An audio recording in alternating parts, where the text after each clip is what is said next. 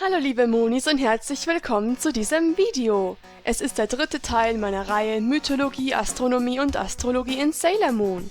Heute soll sich alles um Rei Hino aka Sailor Mars drehen. Bevor wir aber beginnen, möchte ich eine kleine Ankündigung machen. Ich möchte zukünftig auf meinem Kanal ein bisschen mehr Sailor Moon Videos machen und dafür etwas weniger anderes. Natürlich werden auch weiterhin immer mal wieder Videos zu anderen Anime oder auch ganz anderen Themen kommen. Aber momentan zumindest habe ich einfach Bock auf ein bisschen mehr Sailor Moon, vor allem weil ich auch noch so viele Ideen habe, die ich umsetzen möchte. Ich hoffe, ihr habt auch Bock drauf. Und dann geht's jetzt endlich mit dem Video los.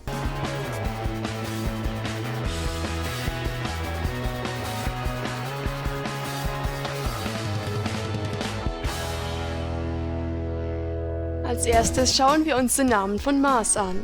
Rei Hino bedeutet Geist des Feuers. Das passt natürlich, denn sie hat Feuerkräfte und ist sehr spirituell. Ihr Name ist auch ein Wortspiel, das auf ihren Planeten anspielt. Denn Hi von Hino kann man anscheinend auch Ka aussprechen. Und das Ka gehört zu Kasei, was Mars auf Japanisch heißt. Übersetzt heißt das Wort übrigens Feuerstern. Und da haben wir auch die Antwort, warum Mars Feuerkräfte hat. Das Element, das in Asien dem Mars zugeordnet wird, ist natürlich auch Feuer. Übrigens geht dieses Namenswortspiel auch mit Ami Misono, das habe ich irgendwie vergessen zu sagen. Ach ja, und wenn wir schon dabei sind, im ersten Video mit Sailor Moon und Tuxedo Mask habe ich gar nicht gesagt, was Mamorus Name bedeutet. Mamoru Chiba heißt Beschützer der Erde. Aber zurück zu Mars. Ihr zugehöriger Gott ist der römische Gott Mars bzw. der griechische Gott Ares. Das ist der Kriegsgott.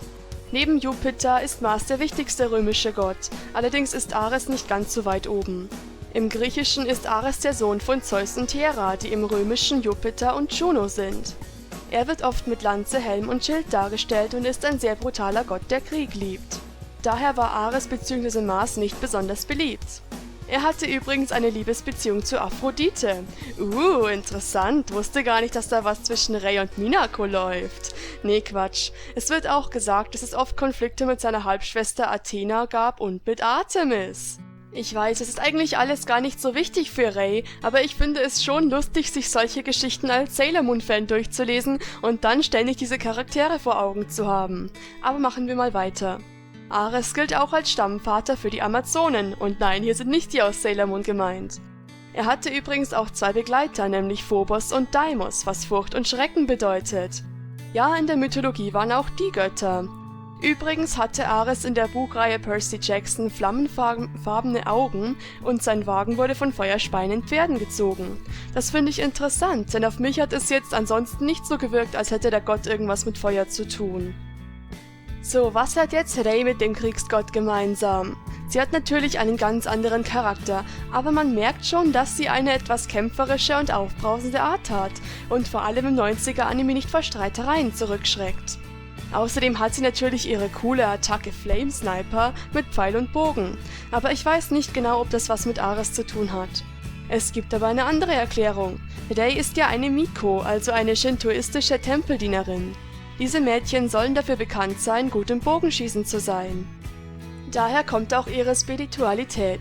Ursprünglich war Miko nämlich eine Bezeichnung für Schamaninnen, die sich in Trance versetzten und Prophezeiungen aussprachen, ähnlich wie Rei. Und wenn wir schon dabei sind, ihr kennt ja ihre Attacke Weiche böser Geist. Davor sagt sie ja auch manchmal so einen Spruch auf. In der deutschen Version zählt sie da auf Japanisch bis 10, wobei das nicht so ganz richtig ist. In der Originalversion sagt sie da ein japanisches Gebet, nämlich das Kuji-In. Das ist eine Form von Meditation, die im Shintoismus verwendet wird und unter anderem auch von Ninjas. Ich kann ja mal sagen, was sie im Japanischen da sagt. Rin, Pyo, To, Sha, Tai, Jin, Retsu, Sai, Sen, Akurio, Tai-san. Also, Rei macht dabei auch die typischen Handbewegungen zu diesem Gebet. Was auch noch irgendwie dazu passt, ist ihre Attacke Burning Mandala. Denn auch wenn wir Mandalas eher aus dem Kindergarten kennen, im Buddhismus malt man sowas, um seine innere Ruhe zu finden oder sowas. Es hat auf jeden Fall eine religiöse Bedeutung.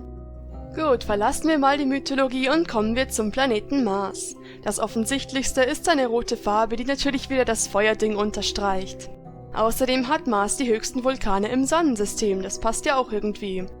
Und er hat 2 Monde, die, wie ihr vielleicht schon wisst, Phobos und Deimos heißen. Oder Dymos oder Dimos oder was auch immer Mos. Irgendwie spricht das jeder anders aus. Auf jeden Fall sind das nicht nur die Monde und in der Mythologie Götter, sondern in Sailor Moon auch die beiden Raben von Rei. Außerdem heißt ihr Schloss auf dem Mars Phobos Deimos Castle. Und noch eine kleine Anmerkung zum letzten Video. Der Merkur hat keinen Mond, deshalb ist das Schloss nach einer Raumsonde benannt und heißt Marina Castle. Und wie bei allen anderen Senshi ist Mars-Symbol auch das Symbol für den Planeten, und in dem Fall auch das Männlichzeichen. Es soll Schild und Speer von Ares oder Mars darstellen. In Sailor Moon wurde aus dem Kreis halt wieder ein Herz. So, kommen wir zur Astrologie. Reis Sternzeichen ist Widder und selbstverständlich gehört der Widder zum Mars. Außerdem gehört er zum Element Feuer. Es ist aber nicht bei allen Senshi so, dass das Sternzeichen zum passenden Element gehört, aber hier schon. Die Eigenschaften, die dem Widder zugeschrieben sind unter anderem selbstbewusst, mutig, leidenschaftlich, direkt, abenteuerlustig, aufbrausend, ungeduldig, neidisch, rücksichtslos und impulsiv. Ja, das trifft ein bisschen auf Anime Day zu. Die Eigenschaften der Planeten werde ich ab jetzt übrigens weglassen, weil die entweder so ähnlich sind wie die Sternzeichen oder einfach nicht so wirklich passen. Aber zur Blutgruppe wollen wir uns auch noch die Eigenschaften anschauen. Bei Reis Gruppe AB sind das folgende. Ihre Träger sind laut dem japanischen Blutgruppenkonzept unter anderem unkonventionell, besitzen eine hohe Spiritualität und ausgeprägte Kreativität, sind sensibel, aber auch schwierige Persönlichkeiten. Ja, ich denke, das passt dann eher zum Manga Rei. Vor allem die Spiritualität. Also dieses Mal passt es eigentlich ganz gut.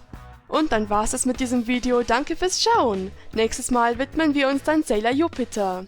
Und dann würde ich sagen, ciao und bis zum nächsten Mal, eure Sailor Cat.